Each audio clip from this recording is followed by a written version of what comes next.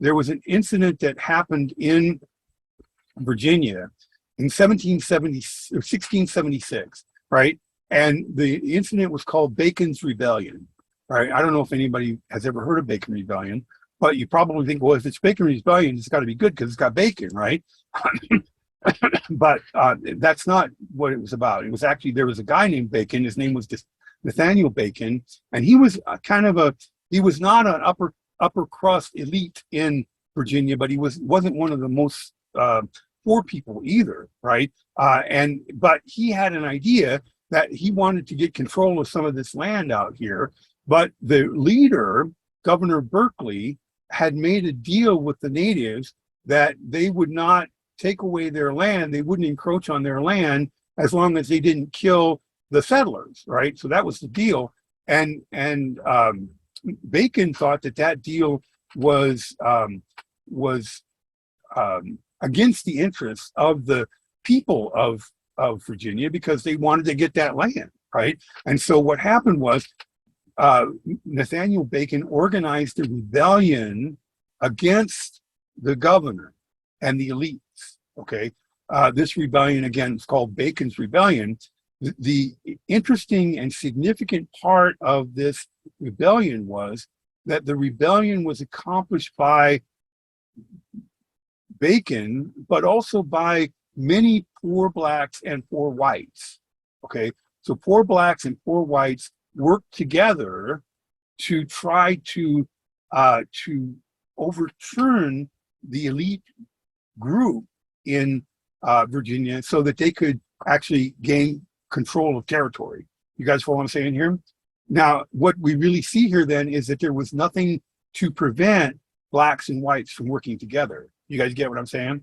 Okay, and you may think, well, big deal. I mean, we work together with blacks and whites all the time, but not then, right? What we're going to find out is that by the time we get to, say, the time of the American Revolution, the idea that blacks and whites could work together was completely out of the question. That was not going to happen. There had been erected a wall of segregation, a racist wall that said that black people were irredeemably inferior to white people. Okay, you guys follow what I'm saying? Okay, so let's keep going with this rebellion. What happens is that it goes on for a while. It's going to be put down. The elite are going to be able to put down the rebellion. Nathaniel Bacon dies of some disease, right? And many of the people who were actually partakers in the rebellion were executed, right? But the result of the rebellion was that the House of Burgesses, the legislature in Jamestown, starts to pass laws that restrict the rights of blacks, right? Eventually, they're called the Black Codes. And eventually what will end up happening is that the law will say in Virginia and then later in other places in the South that if you are black, you cannot be free.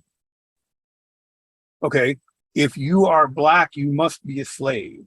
There cannot be any free blacks in Virginia. You get what I'm saying?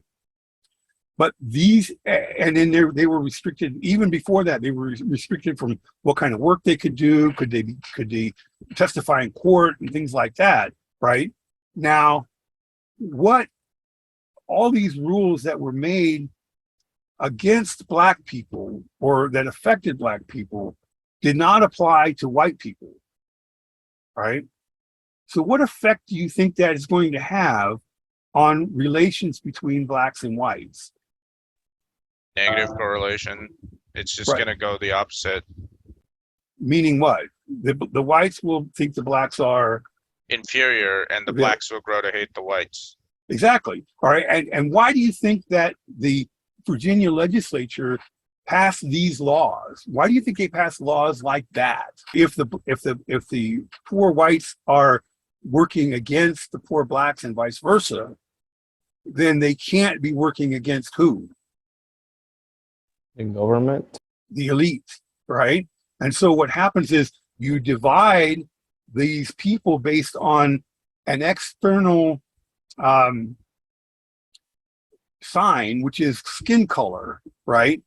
And then you cement that in law, and that means that the whites are going to start to think of themselves as the same as the elite and different from the blacks, even though they're on the same level economically and in terms of rights, even to some extent. Okay, so as long as the blacks and whites are at each other's throats, then the elite can do whatever they want.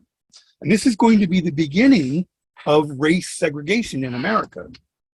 It's interesting that I didn't actually know this for a long period of time, and I don't think most people know that racism in America can be traced to this kind of economic power move on the part of plantation elites. Yeah, I feel like yeah, it's really easy to see how that has still like persisted to today. Like from my perspective, a lot of racism exists in the lower economic classes.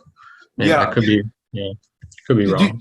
Did you guys see that in the movie, in the video, where they talked about, I mean, if you look in the United States, for example, we had a black president, we had a black secretary of state. Even in the Trump administration, we had a black secretary of education or housing or whatever it was. I don't remember, right? You guys get what I'm saying, right?